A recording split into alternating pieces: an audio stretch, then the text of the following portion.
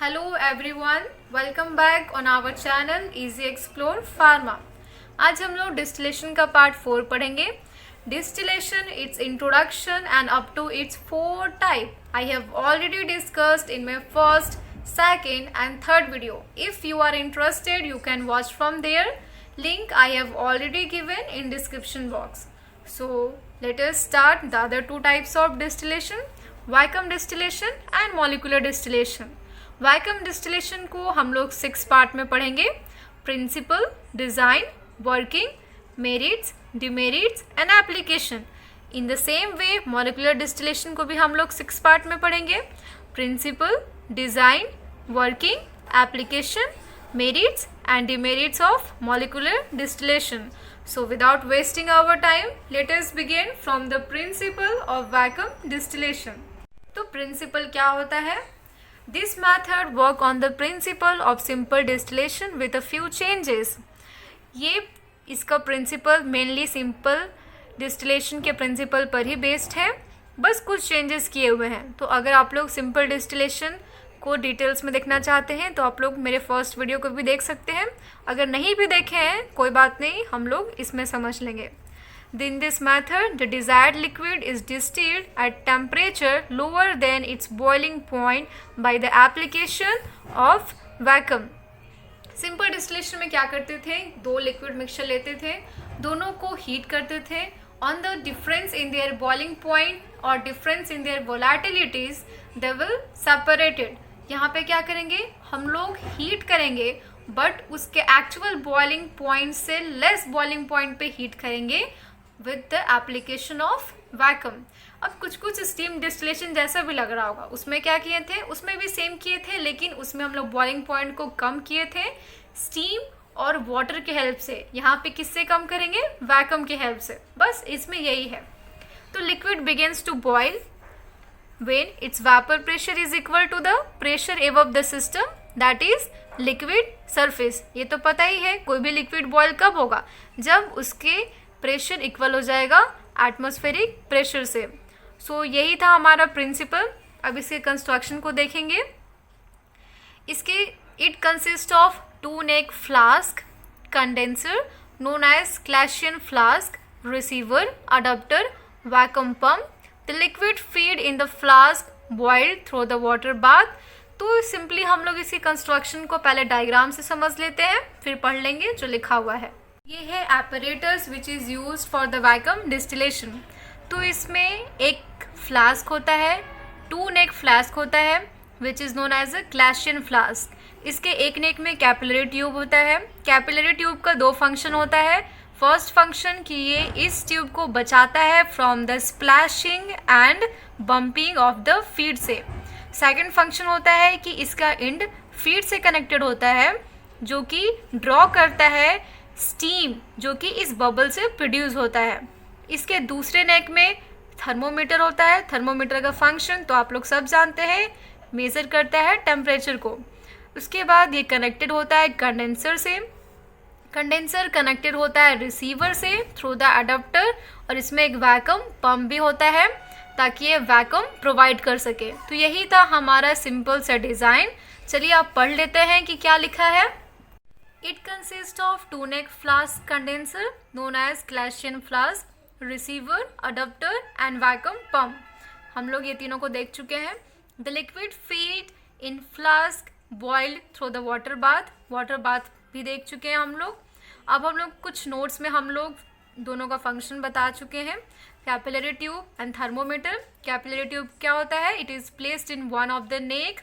This tube prevent bumping and splashing of the liquid feed.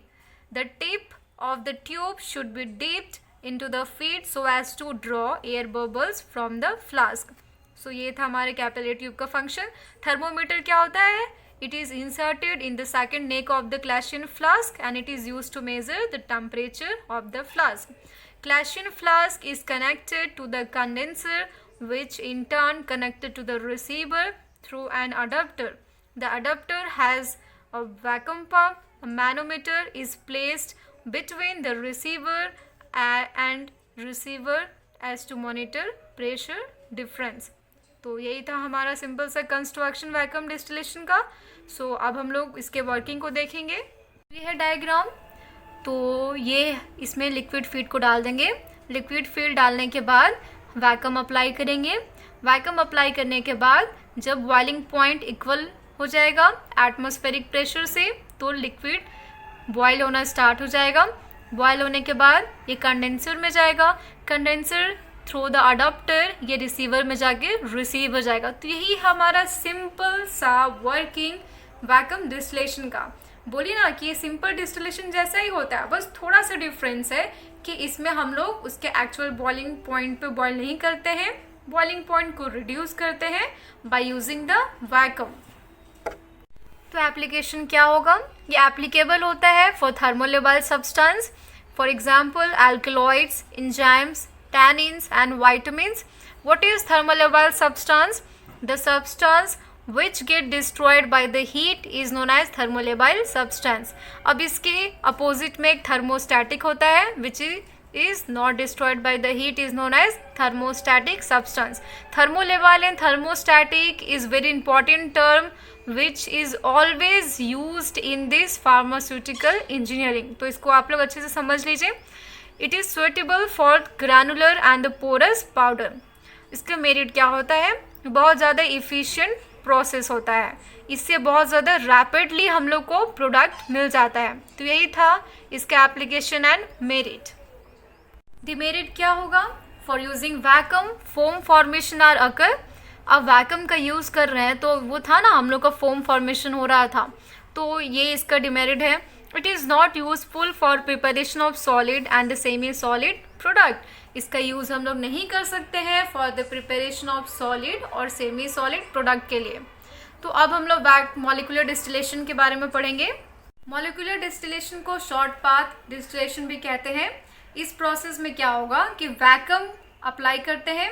Vacuum apply करने के कारण हर एक मॉलिक्यूल जो वेपर फेज में था वो इंटरमॉलिक्यूलर कोलिजन ना करके वो मीन फ्री पाथ ट्रैवल करता है और उसके बाद हर एक मॉलिक्यूल कंडेंस्ड हो जाएगा इंडिविजुअली। तो मीन फ्री पाथ क्या होता है हम लोग अब ये देखेंगे सबसे पहले। तो मीन फ्री पाथ क्या होता है?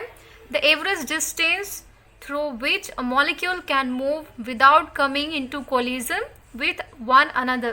Simply इसको हम लोग ऐसे समझ सकते हैं कि एक मॉलिक्यूल है, ढेर सारा मॉलिक्यूल है, ये बिना आपस में कोलाइड किए हुए कुछ डिस्टेंस पर जाके कंडेंस्ड हो जाएगा। बस यही है मीन फ्री पाथ। मतलब बहुत सारे मॉलिक्यूल बिना कोलाइड किए हुए कुछ डिस्टेंस पे जाके और हर एक मॉलिक्यूल कंडेंस्ड होगा इंडिविजुअली तरीके से। तो इसकी इक्वेशन को भी देख सकते हैं। Lambda is equal to eta √3 by P rho. P क्या है? वेपर प्रेशर, रो क्या है? डेंसिटी, ईटा क्या है? विस्कोसिटी एंड लेमडा क्या है? Mean free path length. It is also called as a short path distillation or evaporative distillation. It is used for those substances which have high boiling point, heat sensitive and easily oxidized substances by applying high vacuum. तो ये उस substance के लिए use करते हैं जिसका boiling point high है, जो कि हीट से सेंसिटिव है, मतलब which get destroyed by the. Mainly 2 operators इसके अंडर में आता है। First is the falling film molecular distillation, whipped film और molecular still, and second is centrifugal molecular still. तो हम लोग फॉलिंग फिल्म मॉलिक्यूलर डिस्टिलेशन को फॉलो करेंगे। तो उसी के हिसाब से हम लोग उसके कंस्ट्रक्शन और working, merit, demerit and application को पढ़ेंगे। तो फॉलिंग फिल्म मॉलिक्यूलर स्टील क्या है? फॉलिंग फिल्म नाम से ही पता चलता है कि कुछ है कोई सब्सटेंस जो किसी इंस्ट्रूमेंट के ऊपर फिल्म की लेयर बना रहा है, मतलब एक परत सा बना रहा है। तो इसके प्रिंसिपल को देखते हैं हम लोग। In this method, the liquid mixture to be distilled is introduced as a thin film under the high vacuum, which flows down the heated surface. देखिए ये हमारा इंस्ट्रूमेंट, इसमें क्या होता है कि जिस फीड को हम लोग डालना चाहते हैं उसको एक फिल्म की तरह डालेंगे, एक थिन फिल्म की तरह डालेंगे हीटिंग सरफेस पे। कैसे? अंडर हाई वैक्यूम से डालेंगे।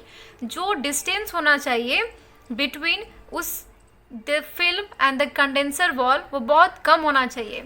मतलब जो फिल्म डाल रहे हैं ना, जो फिल्म डाल रहे हैं और जो कंडेंसर वॉल है, दोनों के बीच का डिस्टेंस बहुत कम होना चाहिए, क्योंकि हम लोग को समझ में आ रहा है कि दोनों के बीच का डिस्टेंस ज़्यादा हो जाएगा, मतलब मीन फ्री पाथ ज़्यादा हो जाएगा, तो हम लोग को टाइम ज़्यादा कंज्यूम करेगा। और हम लोग चाहते हैं कि हम लोग कोई भी चीज़ क्यों ना हो, हम लोग बहुत जल्दी जल्दी कर लें, इसलिए हम लोग दोनों के बीच का डिस्टेंस जो है बहुत कम रखेंगे।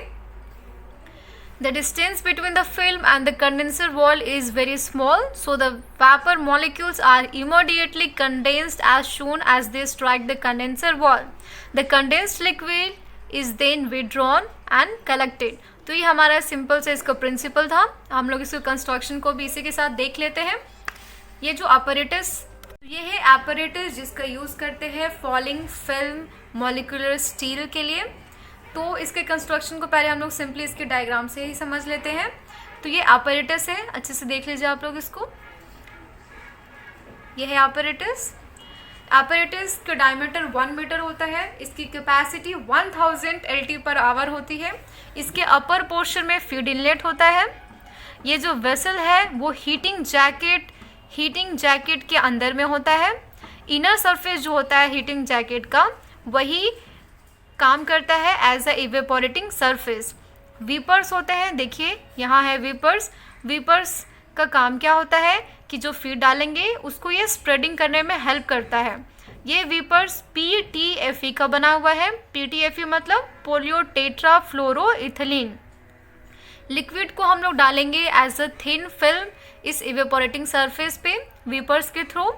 ये वीपर्स जो होता है रोटेटिंग हेड में कनेक्टेड होते हैं थ्रू द रोटर। जो डिस्टेंस होगा between the condenser and the evaporating surface, जो कि यहाँ पे वेसल वॉल है, वो बहुत कम होना चाहिए ताकि मीन फ्री पाथ भी कम हो और बहुत कम डिस्टेंस ट्रैवल करके ही वो कंडेंस्ड हो जाए। क्योंकि हम लोग को कोई भी चीज़ जल्दी करने की आदत है, हम लोगों ने पहले ही समझ लिया है ये चीज़ को। तो फिर इसके बॉटम में क्या होगा, इसके बॉटम में ये देखिए इसके सेंटर में क्या होगा, ये देखिए ये पाइप है। ये पाइप जिसका लार्ज डायमीटर है, इसको बीच में रखा जाता है, जो कि नीचे जाके वैक्यूम पंप से कनेक्टेड होता है ताकि वो लो प्रेशर को मेंटेन करके रखे वेसल के अंदर।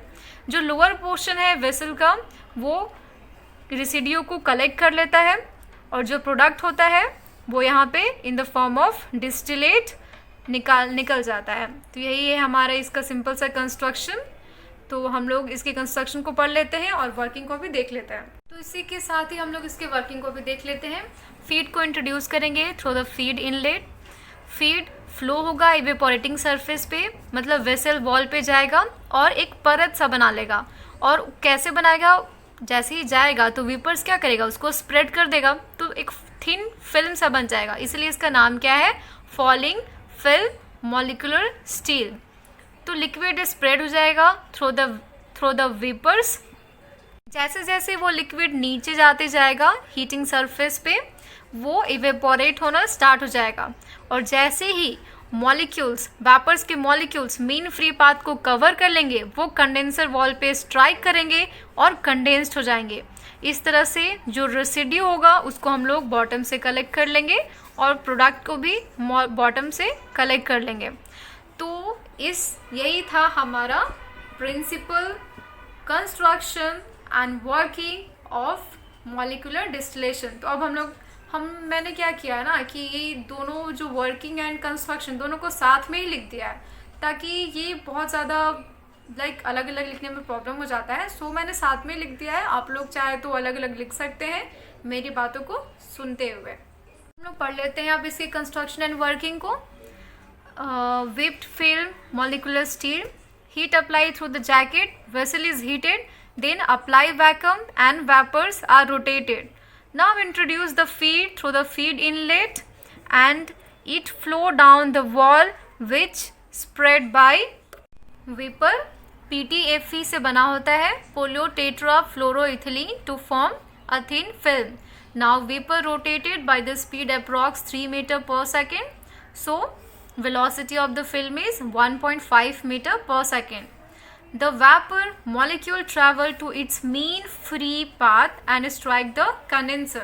Condensate collected into the vessel and residue is collected from the bottom. Product is collected from product outlet and residue is collected from the outlet residue and it is recirculated through the feed inlet. मैंने कुछ notes point में भी लिख दिया है कि क्या है क्राइटेरिया इसको डिज़ाइन करने का, तो आप लोग देख सकते हैं नोट्स में. Distance between the evaporating and condensing surface should be very small, ताकि उसका मीन फ्री पाथ कम रहे और वो बहुत थोड़े टाइम में स्ट्राइक करके एज अ प्रोडक्ट हम लोग को मिल जाए.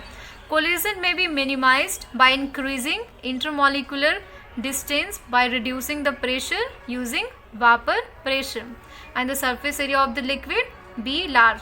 तो ये कुछ क्राइटेरिया थे, नोट पॉइंट में दे दी हूँ मैं, जिससे हम लोग बेहतर डिज़ाइन कर सकते हैं. इसके apparatus को आप लोग फिर से देख सकते हैं. यह है इसका apparatus. अब हम लोग इसके एप्लीकेशन में आते हैं. It is use to separate low vapor pressure molecules, for example dibutyryl phthalate, dimethyl phthalate. It is used for purification of free fatty acid and steroid, refining of fixed oil like volatile oil and linseed oil. Merit क्या होता है? It is used for heat sensitive substances capable for high molecular weight compound. और इसके demerit क्या होता है कि बहुत ज़्यादा एक्सपेंसिव होता है. तो इस तरह से हम लोगों का vacuum distillation and molecular distillation भी ख़त्म हुआ. इसी के साथ यूनिट 2 का थर्ड पार्ट अभी हम लोग का ख़त्म हो गया. अब हम लोग नेक्स्ट वीडियो में ड्राइंग स्टार्ट करेंगे. ड्राइंग बहुत ज़्यादा इम्पॉर्टेंट है एग्जामिनेशन पॉइंट ऑफ व्यू से, तो आप लोग ज़रूर देखिएगा. So thank you for watching.